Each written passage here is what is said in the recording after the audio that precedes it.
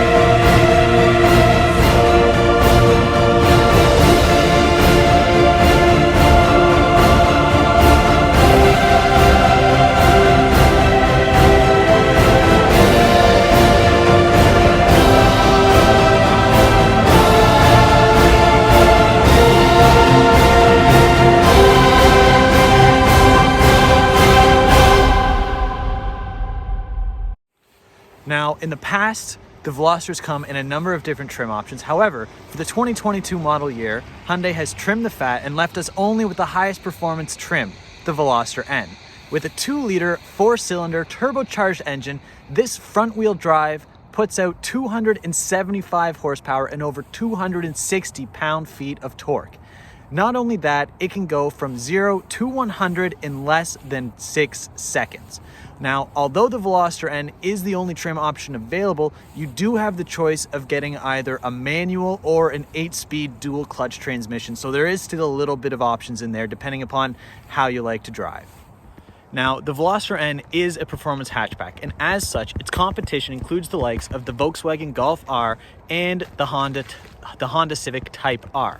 But the one thing that really sets the Veloster apart is its 3-door asymmetrical design. Now, the first door is the driver's, and it's extra long to make it easier to climb in and out of this low vehicle.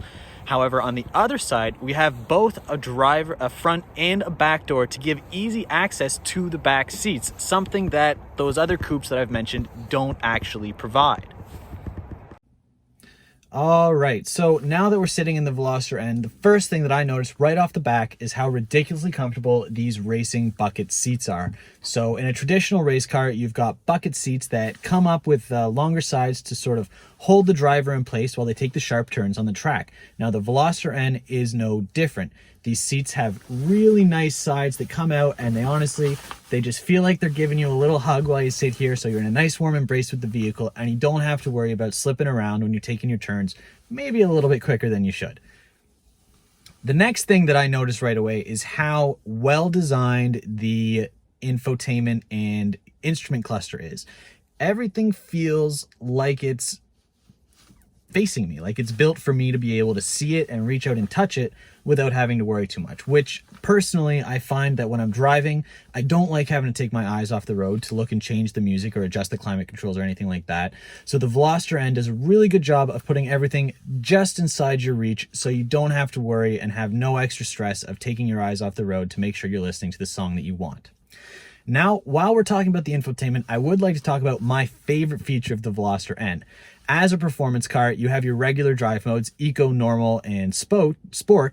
Eco, Normal, and Sport. However, in the Veloster N, it actually comes with the Premium and Sport drive mode.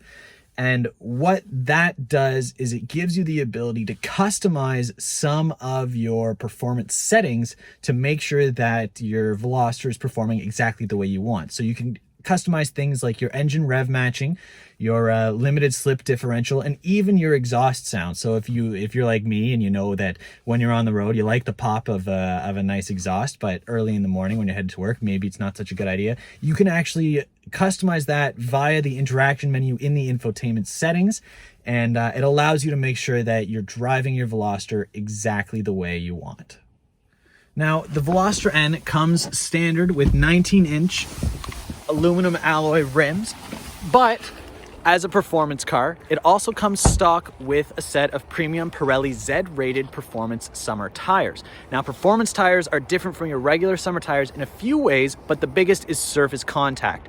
So your regular tires are going to have a limited amount of rubber on the ground at all times, whereas in a performance Z-rated tire, you've got a lot more rubber contact with the ground, which gives you a lot more traction and better handling at higher speeds. Now, this is achieved by using a softer rubber than in a traditional tire, which does mean that your tires are probably going to have a shorter lifespan, as the softer rubber does wear down a little bit easier. Now, there is a lot that I can say about this car because I truly love this car. However, I could go on all day. So if you do want to learn more and you would like to chat about it, give me a call at the number at the end of the screen, and I will do everything I can to put you in this car right here today.